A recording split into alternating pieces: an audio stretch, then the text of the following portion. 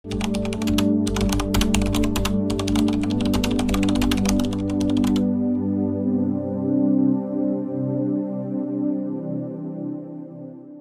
pagtanda, isa sa mga pinakamadalas ireklamo ng ating mga lolo at lola ay pananakit ng kasukasuan, madaling pagkasira ng balat at kahinaan ng mga kalamnan. Isa sa mga dahil nito ay ang unti-unting pagbaba ng collagen sa katawan. Ang collagen ay isang uri ng protina na mahalaga para sa ating balat, buto, kasukasuan at kalamnan. Sa simpleng salita, ito ang nagsisilbing pandikit na nagdudugtong sa ating mga bahagi ng katawan upang manatiling matibay at matatag. Sa edad 60 pataas, ang produksyon ng collagen ay bumababa ng higit kalahati kung ikumpara sa kabataan. Kaya napakahalaga para sa mga senior na kumain ng pagkaing sagana sa collagen upang mapanatili ang lakas at sigla. Isa sa pinakamabisang paraan ay sa pamamagitan ng pagkain ng isda. Oo, mga isdang karaniwan ng bahagi ng hapagkainan ng mga Pilipino. Sa video na ito, tatalakayin natin ang 8 isda na mayaman sa collagen, na hindi lang masustansya, kundi bahagi na ng ating kulturang pagkain. Mula sa tinapang bangus lang Pampanga hanggang sa sariwang tamban sa palengke ng Cebu, tunay nga ang mayaman ng ating kalikasan sa pagkaing makakabuti sa ating kalusugan. Kaya halina, samahan niyo ako sa paglalakbay na ito ng kaalaman at kalusugan.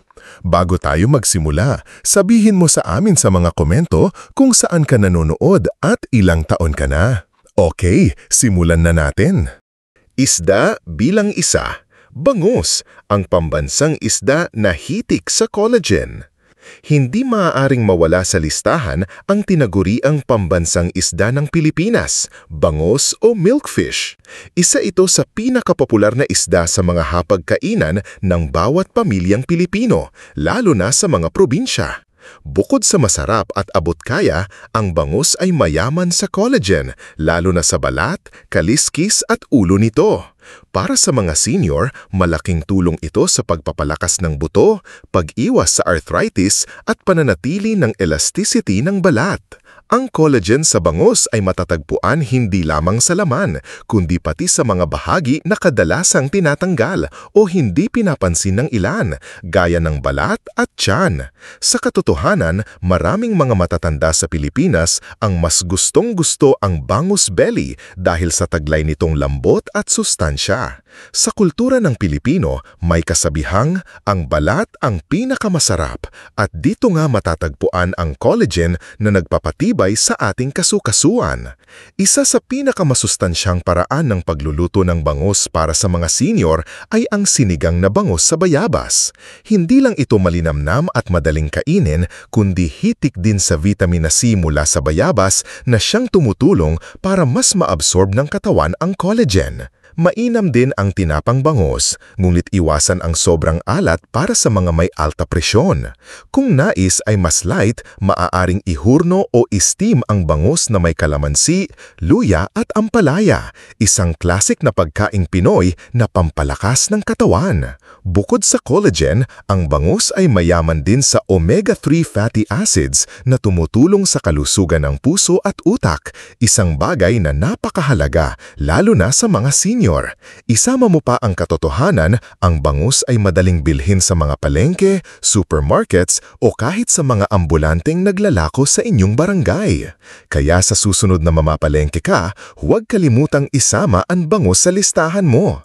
Hindi lang ito pang ulam, ito'y pangkalusugan, lalo na kung ikaw ay nasa edad 60 pataas. Tandaan, ang susi sa mas masiglang pagtanda ay ang matalinong pagpili ng pagkain at ang bangus ay isa sa mga pinakamatibay mong kakampi. Isda bilang 2. Galunggong, collagen sa abot-kayang presyo. Ang galunggong o GG kung tawagin ng karamihan ay isa sa pinaka-iconic na isda sa hapagkainan ng maraming pamilyang Pilipino. Kahit pa ito'y minsang tinawag na isda ng mahirap, hindi maikakaila na ito'y sagana sa nutrisyon, lalo na sa collagen.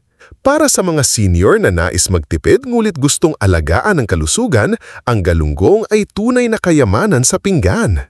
Ang collagen sa galunggong ay matatagpuan sa balat, buto at ulo nito. Isa sa mga katangian ng galunggong ay ang matitigas nitong buto na kapag niluto ng mabuti gaya sa paksiw o pritong malutong ay pwedeng nguyain at kainin kasama ng laman. Dito pumapasok ang isang mahalagang aspeto ng kulturang Pilipino, walang tapon. Sa bawat bahagi ng isda may sustansyang makukuha, kaya't ang pagkain ng Gigi, lalo na kung buo at may sabaw, ay hindi lang praktikal kundi masustansya rin. Isang popular na lutuin para sa galunggong na may benefisyong pang-collagen ay ang paksiw na galunggong. Sa lutuing ito, pinapakuluan ang buong isda kasama ang suka, bawang, luya at paminta, mga sangkap na may anti-inflammatory properties, bagay na makatutulong sa mga senior na may rayuma o pananakit ng kasukasuan. Kapag niluto ng matagal, lumalambot ang buto ng Gigi at mas madaling maabsorb ng katawan ang collagen mula sa loob nito. Kung nais mo namang i-level up, pwede ring gawing sinaing na galunggong sa gata gamit ang niyog na natural na bahagi ng lutuing Pilipino. Ang langis ng niyog ay kilalang pampaganda ng balat habang ang collagen ng isda ay tumutulong magpatibay ng kasukasuan. Isang perfect combo para sa mga senior na nais maging aktibo at malusog kahit nasa 70s o 80s na. Ang kagandahan pa sa Gigi ay hindi ito mahal. Kahit may budget constraints ang isang senior o pamilya, posible pa ring makakuha ng mataas na protina, omega-3 at collagen sa murang halaga. Sa totoo lang, maraming lola't lolo sa mga baryo ang lumaki sa pagkain ng galunggong araw-araw, kaya't di na nakakatagtaka kung bakit marami sa kanila ang malalakas pa rin hanggang ngayon. Kaya huwag maliitin ang simpleng galunggong. Isa ito sa mga simple ngulit makapangyarihang pagkaing may ambag sa mahabang buhay at masiglang pagtanda. Kung nanonood ka pa rin ng video na ito at nakakatulong sa iyo ang mga impormasyong ito, paki-comment ng numero 2 sa ibaba para malaman kung nandito ka. At kung hindi ka pa nakasubscribe, inire-recommend akong mag-subscribe ka at i-on ang bell notification para hindi mo makaligtaan ang mga susunod na videos. Ang iyong suporta ay tumutulong sa amin na makagawa pa ng magagandang content para sa iyo. Ngayon, magpatuloy tayo. Isda bilang 3. Tulingan, lakas at collagen mula sa dagat. Ang tulingan ay isang uri ng isdang madalas makita sa mga palengke sa Luzon, Visayas at Mindanao. Madalas itong niluluto ng mga lola sa Batangas bilang sinaing na tulingan at kilala rin ito sa mga probinsya sa Visayas na isinasama sa ginataan o sinabawan. Ngulit ang hindi alam ng marami, ang tulingan ay may taglay na natural collagen, lalo na sa balat, litid at pakpak nito, ang palikpik na malapit sa ulo. Sa pagtanda ng isang tao, mas nagiging marupok ang mga buto at naninigas ang mga kasukasuan. Dito napakahalaga ng collagen sa ating pagkain. Ang tulingan ay hindi lamang sagana sa protina at omega-3 fatty acids, kundi isa rin sa mga isda na may mataas na bahagi ng connective tissues na pangunahing pinagmumulan ng collagen. Para sa mga senior na gusto pang lumakad ng malakas, makiiwas sa pananakit ng tuhod at mapanatili ang ganda ng balat, ang tulingan ay magandang isama sa lingguhang meal plan. Sa kulturang Pilipino, may espesyal na paghahanda sa tulingan upang maging ligtas at mas masarap kainin. Karaniwan itong ibinabalot sa dahon ng saging, pinapakuluan ng ilang oras at tinatanggalan ng tinik. Sa ganitong paraan, lumalabas ang collagen sa sabaw habang lumalambot ang mga parte ng isda na karaniwang hindi kinakain. Mainam itong kainin ng mga senior na hirap sa matigas na pagkain dahil sa kanyang malambot na laman at sabaw na may taglay na nutrisyon. Ang sinaing na tulingan ay hindi lamang ulam kundi isang tradisyon. Sa Batangas, ito ay isinasama sa mga handaan, almusal o baon sa trabaho ng mga ama ng tahanan. Sa Visayas naman, ginagawang ginataan o pinapalasa ng kalamansi. Ngunit saan mang panig ng Pilipinas, pare-pareho ang epekto nito. Isang pagkaing mayaman sa sustansya, may collagen na pampatatag ng katawan at may kasaysayang nakaugat sa bawat Pilipinong pamilya. Kung gusto mong mas mapakinabang ang collagen ng tulingan, huwag itapon ng sabaw. Uminom ng mainit nitong katas o ihalo sa kanin para hindi masayang ang natural collagen na lumabas sa tagal ng pagkakaluto. Isa itong simpleng gawi na makatutulong sa iyong kalusugan sa pangmatagalan. Isda bilang 4. Sardinas, lihim ng mga lola sa mahabang buhay. Kapag sinabing sardinas, ang unang pumapasok sa isip ng karamihan ay ang delatang version nito. Ngunit alam mo ba na kahit delata man o sariwang huli sa dagat, ang sardinas ay isa sa mga isda na may pinakamataas na natural collagen content. Sa mga probinsya, ito ang isdang pang-umaga ng mga lola't lolo. Isang simpleng ulam na may taglay na lakas. Ang collagen sa sardinas ay kadalasang matatagpuan sa balat, tinik at malambot na bahagi ng katawan nito. Sa mga dilatang sardinas, lalo na yung Spanish style, malambot na ang mga tinik kaya ligtas itong kainin ng mga senior. Doon sa maliliit na buto na iyon, nagmumula ang natural calcium at collagen na tumutulong sa mga matatanda para makaiwas sa osteoporosis, pananakit ng tuhod at panunuyo ng balat. Ayon sa mga matatandang Pilipino, huwag kang mamimili ng pagkain, basta masustansya, kainin. Isa ito sa mga dahilan kung bakit ang sardinas ay bahagi na ng kulturang Pinoy, mula agahan hanggang hapunan. Sa Bicol, niluluto ito sa gata. Sa Ilocos, ginagawang paksiw. Sa Mindanao, pinipritong buo at isinasawsaw sa toyo at kalamansi. Lahat ng ito ay paraan upang mas ma-enjoy ang collagen content ng sardinas. Para sa mga senior na may budget constraints, magandang alternatibo ang sardinas. Bukod sa abot kaya, hindi na kailangang magluto ng matagal. Ang dilatang sardinas ay pwedeng ihalo sa itlog, ginisang gulay o sabaw. Ngulit kung may access sa sariwang sardinas, mas mainam. Pwedeng steam o gawing sinigang na may kamatis at malunggay. Isang kombinasyon na may collagen, vitamin C at iron. Hindi biro ang epekto ng regular na pagkain ng sardinas. Ayon sa ilang pag-aaral, nakakatulong ito sa pagpapababa ng blood pressure, pagpapanatili ng magandang kutis at pag-iwas sa memory loss. Hindi katakatakang maraming lola sa mga coastal areas ng Pilipinas ang umaabot sa 90 o higit pa. At ang isa sa sekreto nila ay ang simpleng sardinas. Kung nanonood ka pa rin ng video na ito at nakakatulong sa iyo ang mga impormasyong ito, paki-comment ng numero 4 sa ibaba para malaman kung nandito ka. At kung hindi ka pa nakasubscribe, inirerekomenda kong mag-subscribe ka at i-on ang bell notification para hindi mo makaligtaan ang mga susunod na videos. Ang iyong suporta ay tumutulong sa amin na makagawa pa ng magagandang content para sa iyo. Ngayon, magpatuloy tayo. Isda bilang 5. Tilapia, pangkaraniwan pero powerhouse ng collagen. Isa sa mga pinakapaboritong isda ng mga Pilipino ay ang tilapia. Mura, madaling lutuin, masarap kahit simpleng prito lang at higit sa lahat, mayaman sa collagen. Bagamat ito ay isang common na isda sa mga palengke at fish ponds, ang benepisyo nito ay hindi pangkaraniwan para sa kalusugan ng mga matatanda. Ang collagen sa tilapia ay makikita sa balat, hasang at sa gulugod nito. Sa kulturang Pilipino, hindi lang laman ang hinahanap sa isda, kundi ang buong karanasan, mula sa pagkukudkod ng balat hanggang sa pagsipsip ng sabaw sa ulo. At doon, nagkukubli ang collagen na nagpapalakas ng ating kasukasuan, nagpapaganda ng balat at tumutulong sa mas mabilis na paghilom ng sugat, isang bagay na mahalaga sa senior age. Isa sa mga masustansyang lutuin ng tilapia ay ang sinabawang tilapia na may luya at dahon ng sili. Mainam ito para sa mga senior na may rheuma o arthritis. Ang sabaw ay nagbibigay ng collagen extract mula sa buto, habang ang luya at sili ay may anti-inflammatory effect.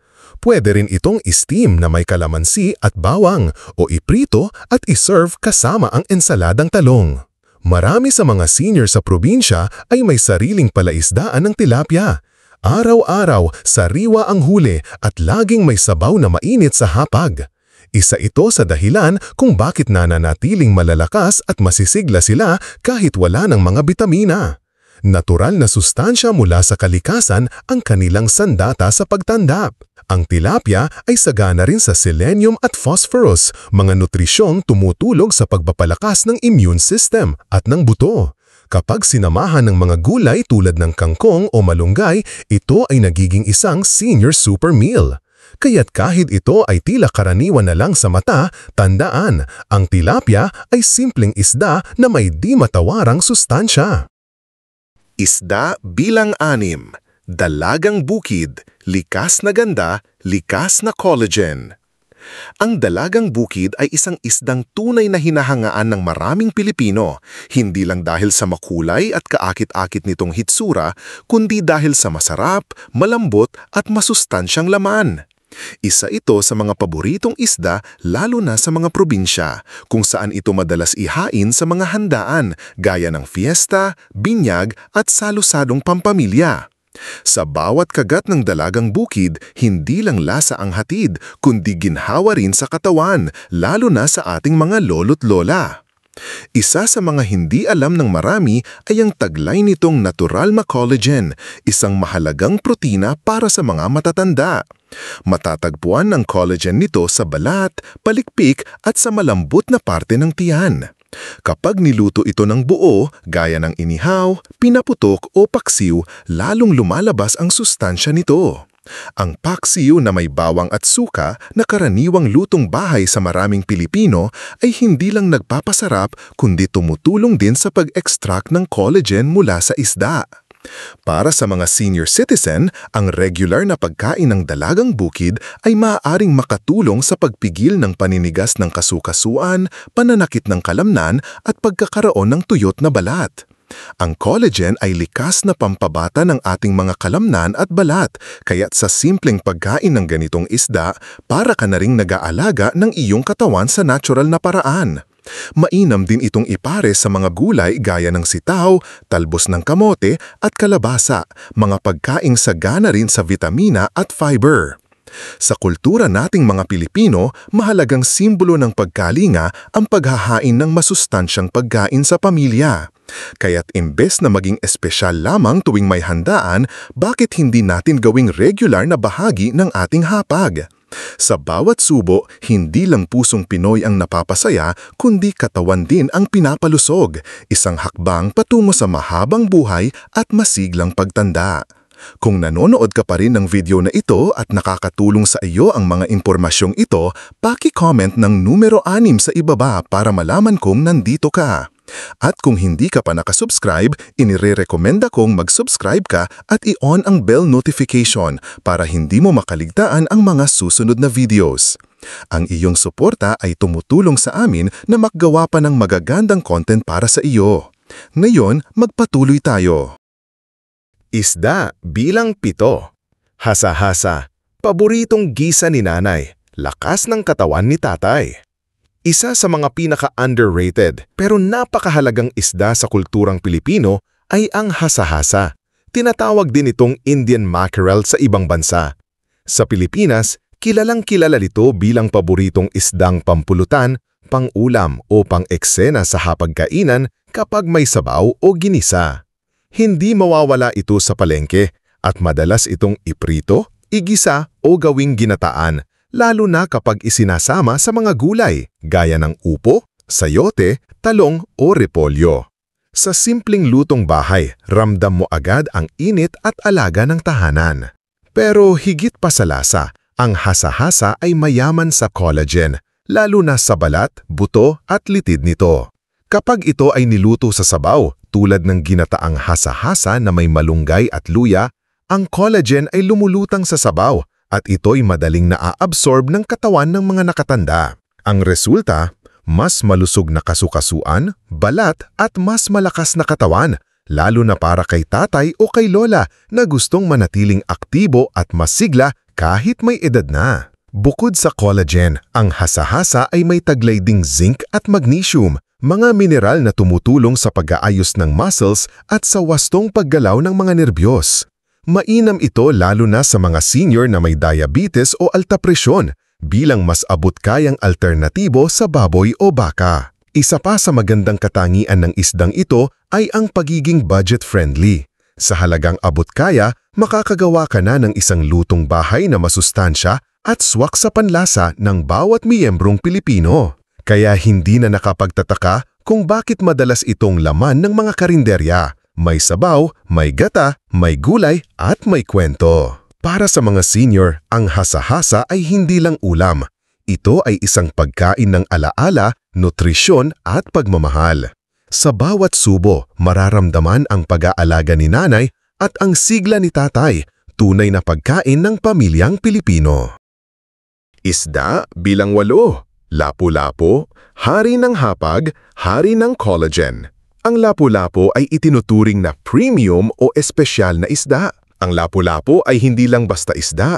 Ito ay simbolo ng karangyaan at kasiyahan sa kulturang Pilipino. Sa tuwing may kasalanan, binyagan o piyesta sa baryo, tiyak na makikita ang lapu-lapu sa gitna ng hapag. Isa itong panghari na putahe, hindi lamang dahil sa mamahaling presyo, kundi dahil sa espesyal na lasa at benepisyong taglay nito, lalo na para sa ating mga lolo at lola. Sa bawat hiwa ng malasa nitong laman, lalong-lalo na sa balat, ulo at litid, ay may taglay na natural collagen, isang mahalagang sangkap sa pagpapalakas ng kasukasuka at buto. Sa tamang pagnuluto tulad ng sinigang na lapu-lapu sa miso o steamed na may luya at toyo, lalabas ang natural na gelatinous na substansya na tilang yumayakap sa katawan ng senior na matagal nang nangangailangan ng dagdag na lakas. Ang mga pagkaing tulad ng lapu-lapu ay hindi araw-araw natitikman ng karaniwang Pilipino, lalo na kung nasa probinsya o limitado ang budget. Pero sa mga espesyal na araw, siguro kapag may bonus ang pensyon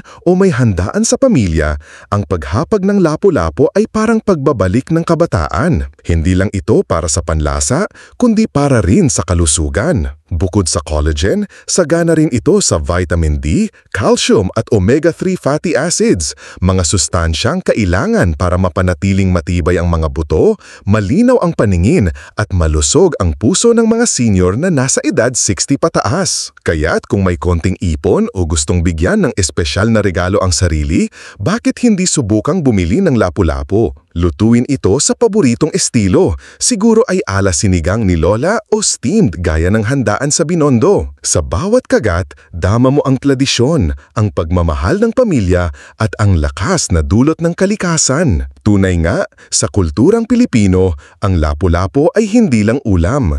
Ito'y gamot, alala at ginto sa pinggan. Pangwakas na kaisipan. Kalusugan sa isda, haba ng buhay sa tamang pagkain.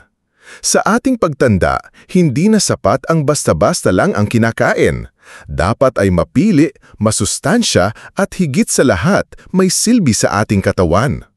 Ang 8 isdang tinalakay natin ngayon ay hindi lamang bahagi ng ating kulturang Pilipino, kundi tunay na yaman para sa kalusugan ng mga senior. Mula sa pambansang isda na bangus hanggang sa espesyal na lapu-lapu, bawat isa ay may hatid na collagen na kayang tumulong sa pagpapalakas ng buto, pagpapabuti ng kutis at pag-iwas sa mga karaniwang karamdaman sa katandaan gaya ng arthritis at osteoporosis. Bilang mga Pilipino, likas na matalino tayo sa pagkain. Marunong tayong maggamit ng abot-kayang sangkap para makagawa ng pagkaing may sustansya. Ang sekreto sa malusog at masiglang pagtanda ay hindi laging nakikita sa mamahaling supplements o imported na pagkain, kundi sa sarili nating kusina. Ang bawat paksiw, sinigang, ginataan o inihaw na isda ay may taglay na biyaya para sa ating katawan. Kaya sa bawat senior na nanonood ngayon at pati na rin sa mga anak o apo nila na nag-aalaga sa kanila, simulan na ang malusog na pagbabago. Piliin ang isda, piliin ang collagen at piliin ang buhay na may sigla at lakas kahit lampas 70 ka na. At kung nagustuhan mo ang video na ito, huwag kalimutang i-like, i-share sa mga kapwa senior at mag-subscribe para sa mas marami pang tips sa masiglang pagtanda. Dahil sa bawat kaalaman, may kasamang pag-asa. Sa bawat subo ng masustansyang pagkain, may panibagong sigla ang katawan. Mula sa dagat, mula sa puso, ito ang biyayang alay para sa iyo. Mabuhay ka, Senior!